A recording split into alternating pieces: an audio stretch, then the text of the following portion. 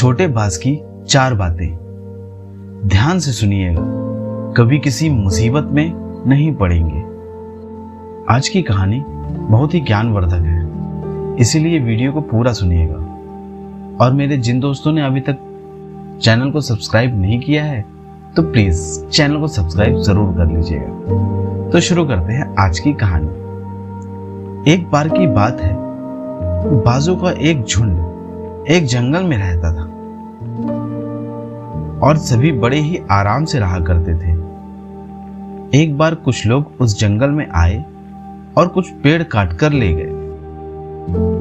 ऐसे ही रोज कुछ लोग आते और पेड़ काट कर ले जाते। देखते ही देखते सारा जंगल समाप्त हो गया। जंगल में अब एक भी पेड़ नहीं बचे। पेड़ न होने के कारण वहां पर कोई भी जीव जंतु नहीं रहा करते थे। सारे जीवों ने उस जंगल को छोड़ दिया और वहां पर जो बाजों का झुंड निवास किया करता था, उन्हें वहां से जाने को विवश होना पड़ा। काफी दिन बीत गए और उन बाजों को खाने को कुछ न मिला और उन सभी की हालत खराब हो गई। एक बार सारे बाज समंदर के ऊपर उड़ रहे थे ताकि उन्हें कुछ खाने को मिल जाए, कोई मछली या जो भी उनके खाने के योग्य भोजन होता है। उन्हें कुछ नहीं मिला। उड़ते उड़ते उन्हें एक टापू दिखाई दिया। दोस्तों, जैसा कि आप सभी यह बात तो अवश्य जानते हैं कि बाज की नजर कितनी तेज होती है। उन बाजों को यह टापू दिखाई दिया और वे उस टापू पर निवास करने के लिए रुक गए। अब उनमें से एक छोटा बाज था जिसकी उम्र तो अवश्य ही कम थी, किंतु वह बहुत ही समझदार था। उसे उस टापू पर उनके खाने योग्य भोजन दिखाई पड़ा। उसने सभी को इस बारे में बताया और वे सभी वहां जाकर अपना पेट भरने लगे। धीरे धीरे उन्हें यह पता चला कि उस टापू पर उनके खाने योग्य भोजन की भरमार है।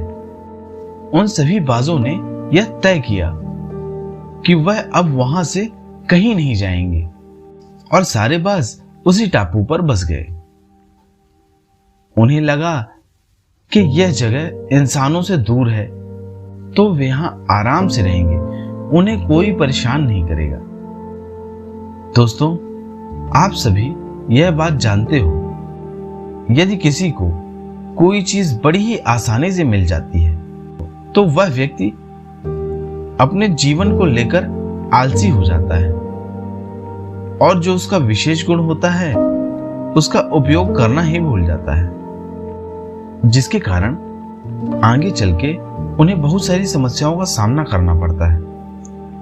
यह बात वह छोटा बाज जानता था और उसने सभी बाजों से कहा, अब हम लोगों को यह स्थान छोड़ देना चाहिए। अगर ज्यादा दिन हम यहां पर रहे तो हमारी जो विशेषता है उसे खो देंगे। हमारी विशेषता है आसमान में ऊंचा उड़ना, ना कि यूं भूमि पर पड़े रहना। आप सभी मेरी बात माने और यहां से अतिशीघ्र चले। किंतु उसकी बात किसी ने नहीं मानी, बल्कि उल्टा उसका उपहास करने लगे। किसी ने कहा कि जब हमें आसानी से भोजन मिल जाता है तो हम बिला वजह मेहनत क्यों करें? आखिर हम मेहनत भोजन के लिए ही तो करते हैं ना। और जब हमें भोजन मिल रहा है तो मेहनत क्या करना? किसी ने तो यह कहा कि जिस प्रकार कुत्ते को घी हजम नहीं होता उसी प्रकार यह भी है। अरे तुझे यहां नहीं रहना तो मत रह, तू यहां से अभी चला जा। वह छोटा बाज वहां से उड़कर दूर चला गया। कई दिन बीत गए। उस छोटे बाज ने सोचा, काफी दिन हो गए हैं, क्यों ना आज अपने साथियों से मिला जाए। वह छोटा बाज जब वहां पहुंचा तो उसने देखा कि वहां का तो सारा दृश्य ही बदल गया।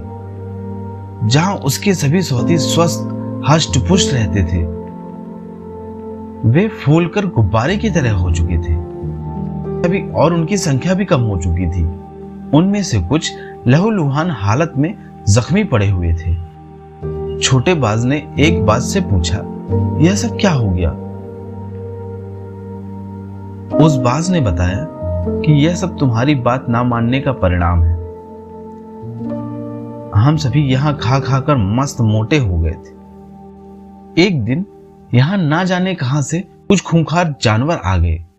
उन्होंने देखा कि हम सभी अब उड़ने में असमर्थ हो चुके हैं,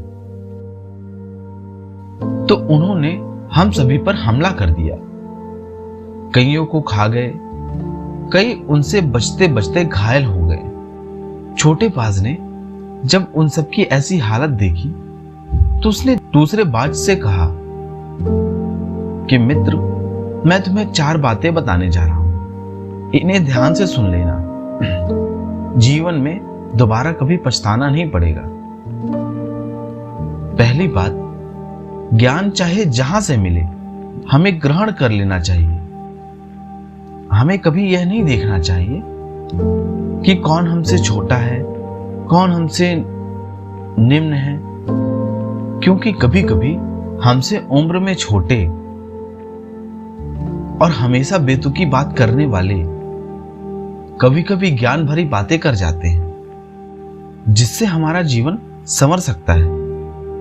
दूसरी बात, अगर कोई वस्तु हमें आसानी से मिल रही है तो उसका उपयोग नहीं करना चाहिए। पहले यह देख लेना चाहिए कि उस व्यक्ति से, उस वस्तु से हमें कोई हानि तो नहीं, क्योंकि इस पूरे संसार में कोई भी चीज आसानी से नहीं मिलती। अगर कोई चीज आसानी से मिली है, आपको सिर्फ कष्ट ही देगी।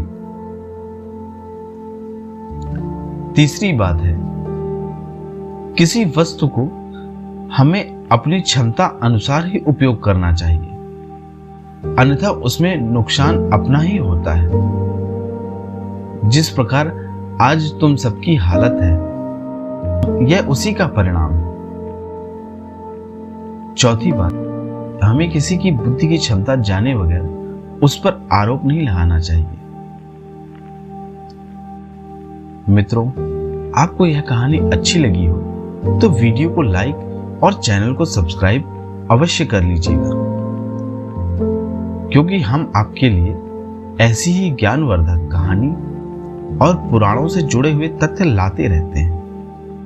और आप सभी का बहुमूल्य समय देने के लिए आप सभी का बहुत बहुत धन्यवाद। जय श्री कृष्ण। राधे राधे।